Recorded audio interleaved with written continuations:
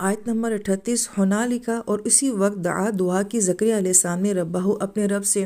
جب زکریا علیہ السلام نے مریم علیہ السلام کے پاس بے موسم پھل دیکھا تو ان کو فوراً یہ خیال آیا کہ میں اور میری بیوی بھی تو بے موسم ہو چکے ہیں، تو اس وقت میں وہ کیوں نہ اللہ تعالیٰ سے اولاد کا پھل مانگ لیں۔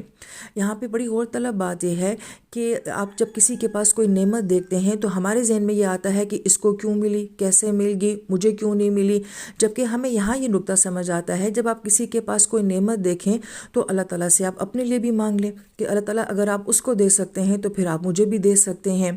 دوسری بات یہ کہ بے موسم پھل دیکھنے کے بعد آپ نے کوئی دنیا کی چیز نہیں مانگی کہ اگر ان کو فروٹ مل سکتا ہے، ان کو یہ نعمتیں مل سکتی ہیں تو ہم بھی کوئی دنیا کی مانگ لیں۔ انہوں نے وہاں پہ ایک روحانی نعمت مانگی، کیونکہ اولاد ایک اللہ تعالیٰ کی بہت بڑی روحانی نعمت ہوتی ہے۔ پھر آپ نے فرمایا کہ قال ربی حب لی من لدنک ذریۃ طیبہ، کہ اللہ تعالیٰ آپ مجھے اپنی جانب سے ایک پاکیزہ اولاد نصیب فرما دیں۔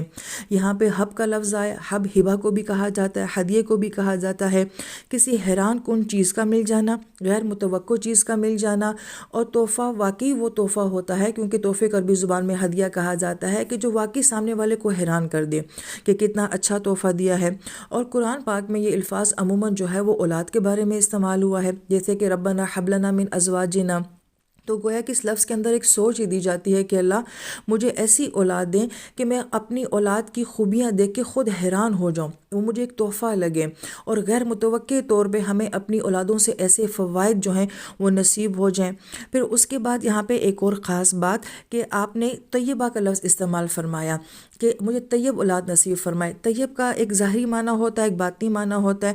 طیب پاک چیز کو کہتے ہیں، خالص اور پیور چیز کو کہا جاتا ہے، اور باطنی طور پہ اس کا معنی ہوتا ہے کہ ایسی چیز جو کہ آپ کو خوشی دے، آپ کا موڈ خوشگوار کر دے، اس کو طیب کہا جاتا ہے۔ تو گویا کہ جب اولاد کے لیے دعا مانگی جائے تو یہ کہیں کہ اللہ تعالیٰ ایسی اولاد ہے جو دنیا کے لحاظ سے بھی بہت خوبصورت ہو اور آخرت کے لحاظ سے بھی بہت خوبصورت ہو۔ اگر ہماری اولاد دنیا میں تو بہت قابل ہے، لیکن اگر وہ ہمیں آخرت میں نفع دینے والی نہیں ہے تب بھی اس کا کوئی فائدہ نہیں ہے۔ اور اگر ایک اولاد آخرت کے لحاظ سے تو بہت اچھی ہے، لیکن ہم کبھی بھی اپنی اولادوں کو دنیا میں ناکام نہیں دیکھنا چاہیں گے۔